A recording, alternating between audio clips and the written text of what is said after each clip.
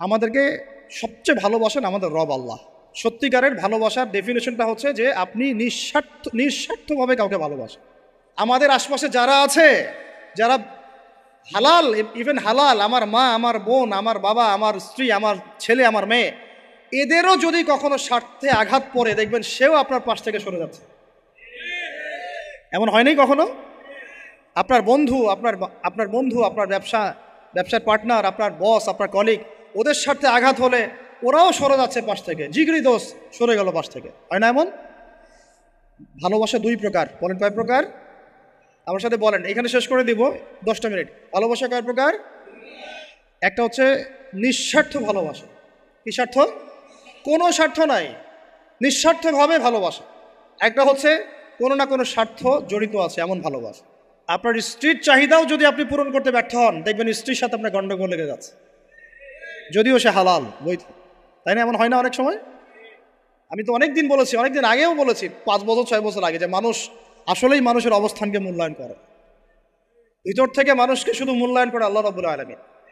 না হলে কি হতো? এই যে এত অন্যায় আমরা করেছি, আল্লাহ পাক কি আমাদেরকে ছেড়ে দিয়েছেন, ফেলে দিয়েছেন, গজবে ধ্বংস করে দিয়েছেন? এই যে আল্লাহ পাক যে আমাদেরকে মহব্বত করেন, ভালোবাসেন, তার প্রমাণ এগুলো। আল্লাহ পাক চান যে আমরা যেন ফিরে আসি। আল্লাহ পাক বলছেন, সারা দুনিয়ার সমান গুনাহও যদি সে করে ফেলে, আসমানের সমানও গুনাহ করে ফেলে, খালি তওবা করে ফিরে আল্লাহকে বলবে, আস্তাগফিরুল্লাহ আল্লাযী লা ইলাহা ইল্লা হুয়াল হাইয়ুল কাইয়্যুম ওয়া আতুবু ইলাইহি। আল্লাহ পাক বলছেন, খালেস তওবা করলে গুনাহ তো মাফ করে দিবই, আগের গুনাহগুলোকে নেকি দিয়ে পরিবর্তন করে দিব। এটা ভালোবাসা না? আল্লাহ পাক সৃষ্টি করেছেন আমাদেরকে ভালোবেসে। কোরআন খোলেন, সূরা সদ পড়েন। সূরা সদের মধ্যে দেখবেন আল্লাহ বলছেন, খালাকতু বিয়াদি মা মানাআকা আল্লা তাসজুদা খালাকতু বিয়াদাই, মানে তুমি ইবলিস কেন তাকে সেজদা করলে না যাকে আমি নিজ হাতে সৃষ্টি করেছি? এটা মহব্বতের বহিঃপ্রকাশ না? আল্লাহ আমাদেরকে নিজ হাতে সৃষ্টি করেছেন। আল্লাহ পাকের হাত কেমন এটা আমরা ব্যাখ্যা করতে যাব না। এর হাতের অর্থ কি সেটাও ব্যাখ্যা করার, তাওয়িল করার দরকার নাই। কোরআনে আসছে যেভাবে সেভাবে আমরা ঈমান রাখবো, ঠিক আছে ভাই? এখানে আবার অনেকে অনেক তালগোল পাকায় ফেলে এবং বিভ্রান্ত হয়ে যায়, এদিকে যাওয়ার দরকার নাই। এখানে বোঝানো হচ্ছে আল্লাহ রাব্বুল আলামিন আমাদেরকে মহব্বত করে সৃষ্টি করেছে। এই পুরো সৃষ্টি জগৎটাই তো আল্লাহর মহব্বতের বহিঃপ্রকাশ। সবকিছু এত নিপুণভাবে চলতেছে, এটা মহব্বতের বহিঃপ্রকাশ না? আমি আপনাদেরকে নিয়ে যদি কোনোদিন কক্সবাজারের সৈকতে তারা দেখাতে পারতাম, তাহলে আমি বুঝাইতে পারতাম আপনাদেরকে যে এই মহাবিশ্বটা ঠিকই আছে কীভাবে। তারার মধ্যে একটা গাণিতিক ক্যালকুলেশন আছে যেটা সবাই জানে না। যারা একটু অ্যাস্ট্রোনমি নিয়ে পড়াশোনা করেছে তারা জানে। আপনার আপনার মানে মাথার বিবেকই উল্টায় যাবে যে এত সূক্ষ্মভাবে কিভাবে আল্লাহ রাব্বুল আলামিন এই মহাবিশ্ব সৃষ্টি করলেন। এক চুল এদিক ওদিক হলে পুরো বিশ্ব কায়নাত ধ্বংস হয়ে যায়। এটা কি আল্লাহ পাকের মহব্বতের বহিঃপ্রকাশ না? আল্লাহ পাক তো বরং বলেছেন পুরো সৃষ্টি পরিবারটাই আল্লাহর আহাল, আল্লাহর পরিবারের অন্তর্ভুক্ত। সুবহানাল্লাহ। এমনকি আল্লাহ পাক আমাদেরকে বলেছেন, তোমরা জমিনবাসীর সবার উপর রহম করো। ইরহামু মান ফিল আরদ ইয়ারহামুকুম মান ফিস সামা। তোমরা সবার উপর রহম করো, দয়া করো। দয়া, রহম এটা তো মহব্বতের একটা অংশ। তোমরা সবার উপর দয়া করো, রহম করো, মহব্বত করো। এটা কি হবে? তাহলে আল্লাহ পাক আসমানে যিনি আছেন, আল্লাহ পাক তোমাদের উপর রহম করবেন সব। আমরা সেই মহান সত্তার ভালোবাসার থেকে বের হয়ে হারাম এই যৌন ভালোবাসার দিকে যাওয়ার চেষ্টা করেছি। আসলে এটা ভালোবাসা না, যৌনতা, এর দিকে যাওয়ার জন্য এইসব করছি। আল্লাহ পাক আমাদেরকে মাফ করে যেন হেদায়েত দান করেন। আল্লাহ পাক কত ভালোবাসেন এটা নিয়ে বলতে গেলে আজকে রাত শেষ হবে। দেখেন, আল্লাহ রাব্বুল আলামিন আদম আলাইহিস সালামকে সৃষ্টি করেছেন, করে সমস্ত নাম শিক্ষা দিয়েছে। নাম মানে হলো ইলম। নাম মানে কি? ভালো না বাসলে আল্লাহ পাক কাউকে সবচেয়ে সেরা কিছু দান করেন। সূরা ৩ আল্লাহ পাক কি বলেছেন? ওয়া তিন ওয়া যাইতুন, এগুলো শপথ করে, লাকাদ খালাকনাল ইনসানা ফি আহসানি তাকওয়িম। মানুষকে সবচেয়ে শ্রেষ্ঠ কাঠামো আল্লাহ পাক দিয়েছে, দেন নাই? তো কাউকে যদি মহব্বত না করা হয়, তাকে আপনি সবচেয়ে সেরাটা কি দিতে পারবেন? আল্লাহ পাক আমাদেরকে মহব্বত করেন, ভালোবাসেন, এবং আল্লাহ চান আমরাও যেন তাকে মহব্বত করি, তাকে ভালোবাসি। এবং আমরা যদি কাউকে ভালোবাসি, আল্লাহর জন্য ভালোবাসবো। কাউকে ঘৃণা করি, আল্লাহর জন্য ঘৃণা করবো। মহব্বতও আল্লাহর জন্য, ঘৃণাও কার জন্যে? আল্লাহর জন্য। আল্লাহ পাক সমস্ত ইলম শিক্ষা দিলেন। এটা কি ভালোবাসার বহিঃপ্রকাশ না? নূহ আলাইহিস সালামের কওম দীর্ঘদিন আল্লাহর কথা শোনে না। আল্লাহ পাক সবর করলেন, ধৈর্য ধরলেন, গজব দিলেন না, শেষ পর্যায়ে গিয়ে আযাব দিয়েছেন। এই যে আল্লাহ পাক সুযোগ দেন, সময় দেন, এটাকে আল্লাহ পাকের ভালোবাসা, দয়া না? এরকম প্রত্যেকটা কওমের ক্ষেত্রে হয়েছে। আমি তো ফিল করলাম এই ভালোবাসা নিয়ে ঘাটাঘাটি করতে গিয়ে যে আসলে আল্লাহ পাক যে আমাদেরকে সবচেয়ে বেশি মহব্বত করেন, তার সবচেয়ে বড় নিদর্শন কি জানেন? আমাদের কাছে আল্লাহ রাব্বুল আলামিন আল কোরআনের মতো কিতাব নাজিল করেছেন, আর আমাদেরকে আল্লাহ পাক নবী মুহাম্মদ সাল্লাল্লাহু আলাইহি ওয়াসাল্লামের উম্মত বানাইছেন। আল্লাহ পাক যে নবী মুহাম্মদ সাল্লাল্লাহু আলাইহি ওয়াসাল্লামকে এই দুনিয়াতে পাঠিয়েছেন না, এটাই সবচেয়ে বড় মহব্বত, সবচেয়ে বড় রহমত। কারণ তার সুন্নতে এমন কিছু নাই যেটা আপনি খুঁজে পাবেন না। আর তিনি আমাদেরকে যে মহব্বত করতেন, মুহাম্মদ সাল্লাল্লাহু আলাইহি ওয়াসাল্লাম আমাদেরকে যে মহব্বত করতেন, তিনি আমাদেরকে বলতেন যে আমরা তার ভাই। আমরা তার কি ভাই? মানে কি মায়ের পেটের ভাই? এটা বোঝানো হয় নাই। একটা হাদিসে তিনি বলেছেন আমি তো পিতৃতুল্য। তার মানে কি সত্যি সত্যি বাবা সন্তানের সম্পর্ক? রুহানি পিতা। তিনি কি ইমাম নন? তিনি ইমাম, তিনি নেতা, তিনি আমাদের শিক্ষক, তিনি নবী।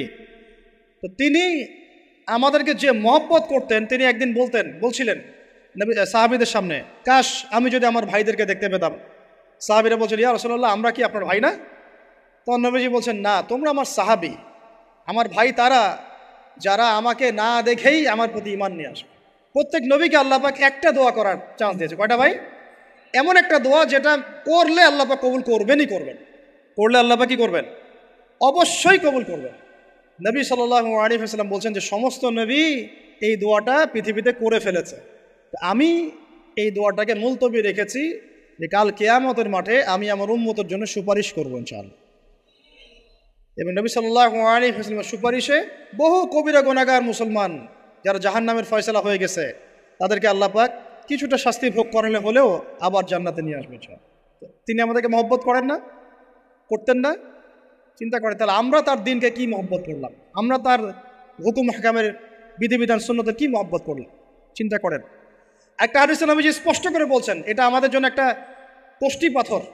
এটা একটা কি কষ্টি পাথর। তিনি বলছেন লা ইউমিনু আহাদুকুম, তোমাদের মধ্যে কেউ মুমিন হইতে পারবে না। কি হইতে পারবে না? মানে প্রকৃত মুমিন হইতেই পারবে না তোমরা।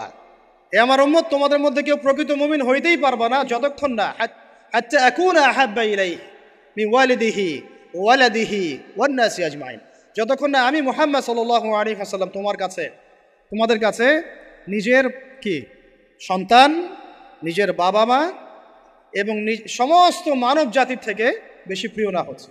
আর এটা আবার বলি, নবীজি বলছেন কেউ ততক্ষণ পর্যন্ত প্রকৃত মুমিন হতে পারবে না যতক্ষণ না আমি মুহাম্মদ সাল্লাল্লাহু আলাইহি ওয়াসাল্লাম তার কাছে তার সন্তান, তার পিতা, এমনকি সমস্ত মানব জাতি থেকে বেশি প্রিয় না হচ্ছে। আর আমরা যারা আগামীকালকে এইটার প্রিপারেশন নিয়েছি, আসলে কি আমাদের কাছে নবী প্রিয় বেশি না আমাদের দুনিয়ার স্বার্থ বেশি প্রিয়? যারা এগুলো করবে তাদের কাছে কি সত্যিই নবী প্রিয়? তাহলে তারা করতে পারতো না। যদি নবী আমাদের কাছে সবচেয়ে বেশি প্রিয় না হয়, আমরা মুমিন হতে পারছি না। আর যাদের কাছে নবী প্রিয় তারা কখনো এমন হারাম কাজে যেতে পারবে না। যারা যাচ্ছে তারা কখনোই নবীকে ভালোবাসে না, কোশ্চিনকালেও না। শোনেন, উমর রাদিয়াল্লাহু আনহুর নাম শুনেন নাই? বললে অনেক কথা ভাই, অনেক কথা, কোনটা রেখে কোনটা বলে। উমর রাদিয়াল্লাহু আনহু একদিন এসে বলছেন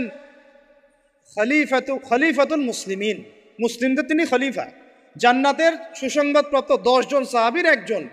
জান্নাতের সার্টিফিকেট পেয়েছেন পৃথিবীতে কয়জন সাহাবী? একটা হাদিসে একসাথে 10 জন। ওই 10 জনের অন্যতম একজন, যিনি এমন শাসন ব্যবস্থা পৃথিবীতে প্রতিষ্ঠা করেছিলেন যার মতো মিসাল এখন পর্যন্ত পৃথিবীতে আর দেখা যায় নাই। একটা হাদিসে আসছে যে রাস্তা দিয়ে ওমর হাঁটে ওই রাস্তা দিয়ে শয়তান হাঁটে না। কি বুঝলেন? শয়তান যদি দেখে ওই যে ওমর, ও আর ওই যাবেন ওই রাস্তার মধ্যে। এই হচ্ছে ওমর ইবনে খাত্তাব। আমার পরে কোনো নবী নাই। নবীজি বলছেন আমার পরে কোনো নবী নাই, লা নবিয়্যা বা'দি, আমার পরে কোনো নবী নাই। যদি হতো তাহলে ওমর হতো, যদি হতো তাহলে ওমর হতো। অন্য একটা হাদিসে আসছে আমার পরে কোনো নবী নাই, তবে তুমি আমার, এটা অন্য সাহাবী সম্পর্কে, আলী ইবনে আবি তালিব সম্পর্কে, তুমি আমার জীবনে তেমন মূসার জীবনে হারুন ছিল যেমন। এটা হচ্ছে আলী ইবনে আবি তালিব। তো এখানে কথা হচ্ছে উমর রাদিয়াল্লাহু আনহুর মতো মানুষ নবীর কাছে এসে বলছেন সাল্লাল্লাহু আলাইহি ওয়াসাল্লাম, ইয়া রাসূলুল্লাহ ওয়াল্লাহি লা উহিব্বুক, আল্লাহর কসম করে বলছি আমি আপনাকে অনেক মহব্বত করি, ইল্লা মিন নাফসি, আমার নফসের চেয়ে বেশি না। মানে আমি আমার জানের চাইতে আপনাকে বেশি মহব্বত করি না। কথা কি বুঝতে পারতেন কি?